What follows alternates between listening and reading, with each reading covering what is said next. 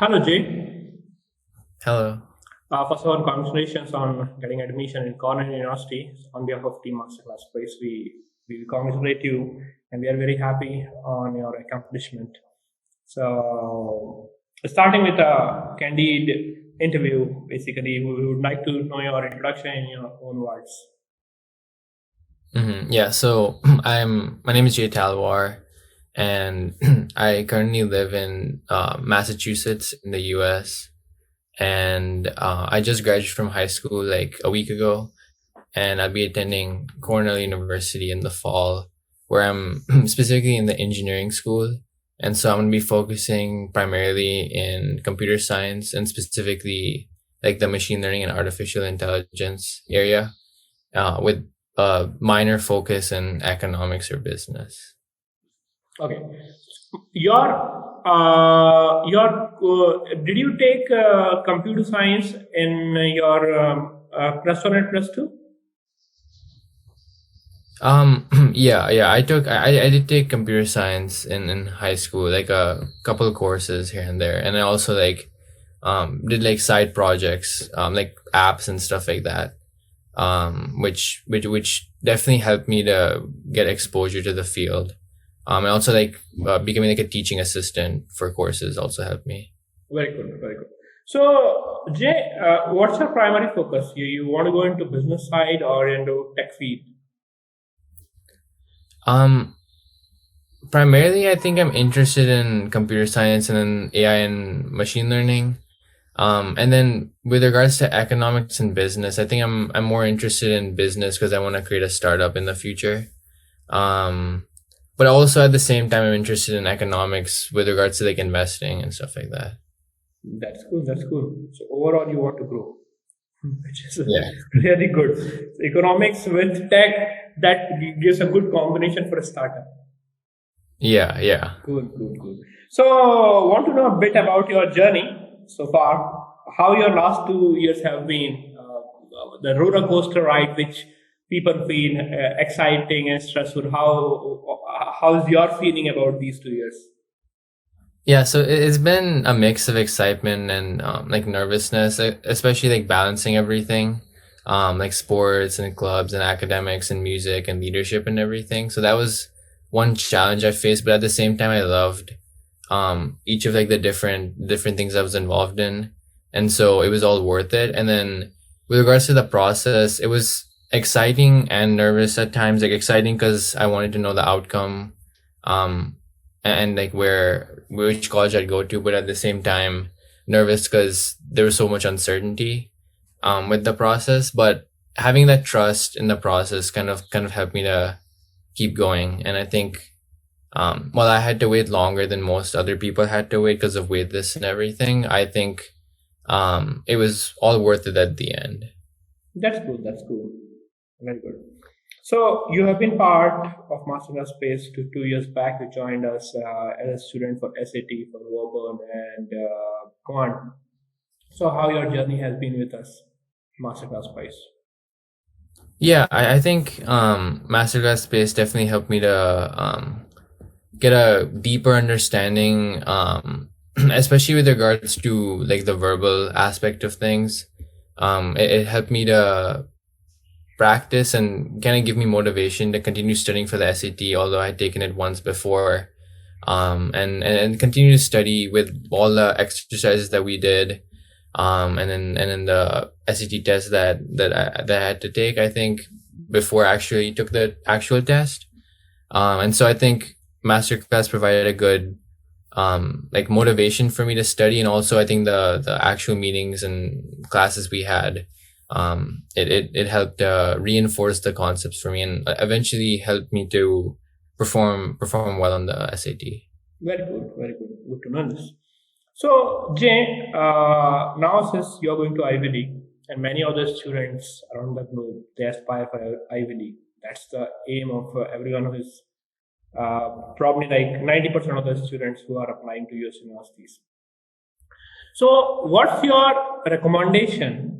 How should they build apart from SAT and all? How should they build their profile?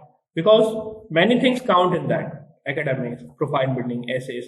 So, what would be your suggestion to such students who are aspiring for it? I think it's difficult in high school to necessarily find your passion, but I think exploring a bunch of different subjects in your high school help. And then eventually, once you realize that, oh, this is like an interesting subject for me, you should like continue to delve deeper into it, whether it means like you take online classes for it, or if you do like your own like passion projects or like independent projects or whatever it is. Once you find that click, that subject which you're really interested in, I think one thing colleges really like to see is you having like delved very deep into one field versus being interested in a bunch of different things. I think that's one thing. And then once you once you are like building your application, you should, I think, essentially just work hard and then trust the process. I think work hard in whatever field. If you're in computer science, then you can do your independent projects. If you're in a different, like if you're more interested in English, then you can, research and maybe perhaps even write your own book. But delve deep into one field and then work hard in it. And then at the end, don't be discouraged by the outcome. Just trust the process, and eventually everything is going to work out well. That's good. That's good. Jay, what has been your extracurricular activities? What all things you put?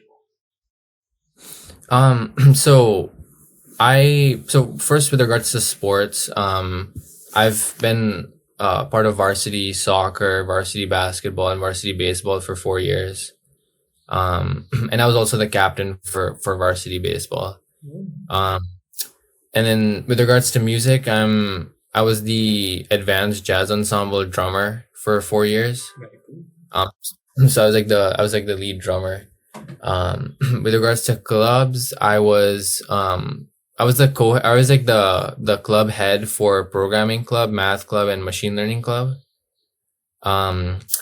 And then aside from that, with regards to like leadership, I was like class president, class rep, and then I was also the like school president this year. So I was kind of leading the whole school, leading council meetings, kind of running all the events for the entire school. So those are all the extracurricular activities. Is there anything left in any other field? Music covered, sports covered, academics covered, everything got covered. How did you manage all these things? I am wondering. Yeah, a lot of times it takes a lot of time management on these like the weekdays. Like what oftentimes it does require you to lose some sleep, so you don't necessarily get your 6 to 7 hours. You have to. There were many days where I slept like 3 to 4 hours or even 2. And it was not necessarily to get work done at that point. It was just because I love doing everything, so I knew I had to take some sacrifices. So sleep was the main thing that was sacrificed in this process, and at the end, I think it was definitely worth it. Good, you could do that, but that becomes a very important aspect for many students, even everyone, in fact, to sacrifice sleep and sleep for just 3-4 hours. That's a big challenge. That's a big hurdle in achieving your goals.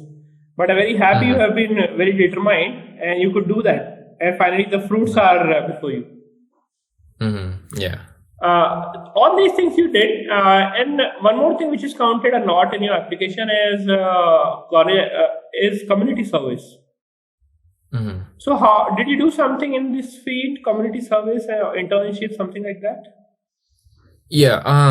So I first of all, I counted the leadership I had in my school as community service, but aside from that, I was tutoring students who were like underprivileged in math.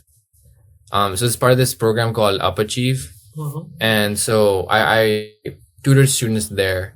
And one thing I forgot to mention, with regards to like internships, I did intern at Harvard during my junior year. It was at a hospital called Brigham and Women's Hospital in Boston.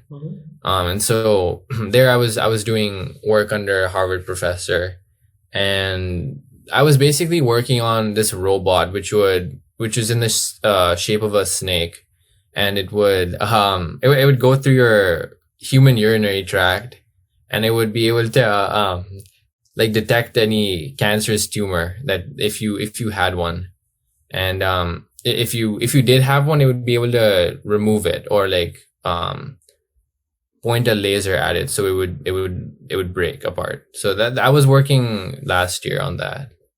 Interesting project. Mm-hmm. Do you have any video or something for that? I mean, I would love to see snake type of robot, and I think I had seen such type of a video like that. But I would like to see your work and the project you are involved with. Yeah. That the project I described was the lab's main focus. My focus was very small. My focus was to create like actual physical 3D models of the urinary tract, so that we could test the snake robot on those like 3D model urinary tracts, because you cannot like clinically use the snake robot until you test it on, like, you cannot use it on actual humans before you test it on like a physical 3D model. So I was in charge of creating those 3D models using machine learning, so that you could test the snake robot. Very good work and very good exposure you've got. I still can't imagine how does this robot work. So it enters the human body through ear. I think I wasn't too much focused on that part, but I think they have to. It's like part of a surgery. So first, like, I think they'd like they'd have to like insert a needle or something through like your stomach or something. It would kind of go through that. And then the robot's really small, so it can fit in a very small area. But that's my understanding. I'm not entirely sure. That's fine. I mean, at least you have exposure, and that is very important. Good job. I mean, this is something which is a very remarkable thing people are doing, and you were involved with that. So I'm very happy that you, at a very early age, you've got that kind of exposure. What was the name of robot, by the way? It was just called like the snake robot. Snake robot. And how big it is? The whole robot's really big, but the part that enters your body it's like a really like long like a long device, but the part that enters your body was like a very small part at the tip of it. So it wasn't exactly like a snake, like it wasn't like moving like a snake, but it was like a long, like a log, but it had like very like minute components to it, and then the tip of it actually enters the body. It must be behaving like snake. It can twist and have waves. Yeah. I think the front part. Yeah. Very good. Good to know about it, and I definitely look for. This is a project from Howard. Yeah. Very good. Very good to know about it. So now you're done. We are done with academic talks and other stuff. Just want to know, what are your long-term plans once you right now you're going as a bachelor student. So what do you want to do in future, overall, in terms of academics or service?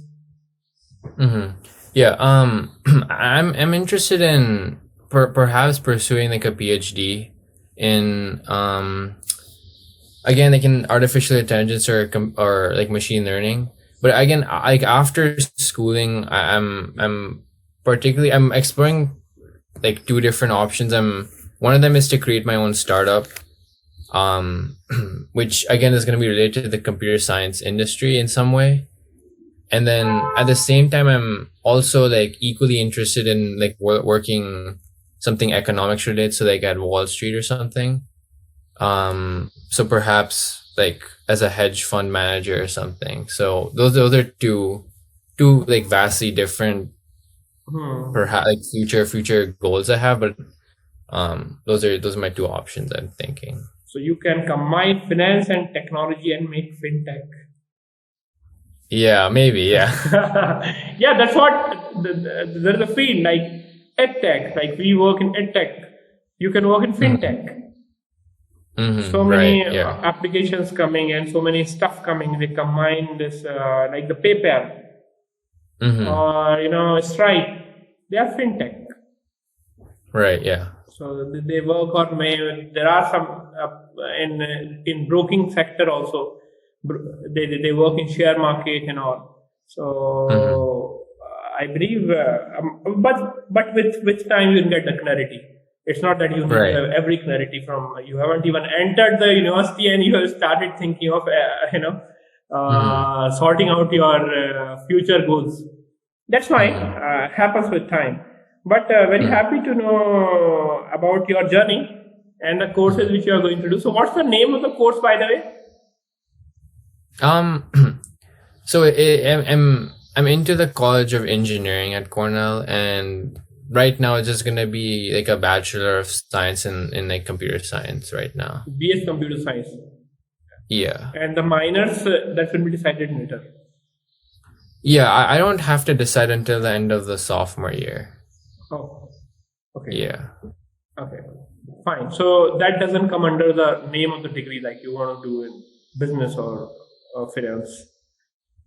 I think it will come under the degree. It just depends on like if I'm doing a minor or a major, I think. I get it.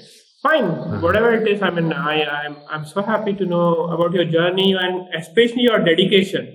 And you're among those few students who have been able to sacrifice their sleep. Yeah. Generally, it is very difficult. That is a problem of parents also. I'm sure your parents will be very proud of it that you could do it. And yeah, of course, the fruits are visible. So thank you so much, Jay. Thank you so much for joining us, and wish you best of luck once again. And if you need any help in any area, feel free to reconnect with us, and we'll be very happy to help you. We have students in many of the universities in US and many of the field they are working. If somewhere you feel that we may be there to connect you to those, we will be very happy to do that. Sure. Sounds good. Thank you. Thanks so much, Jay. Good luck. Bye bye. Thank you.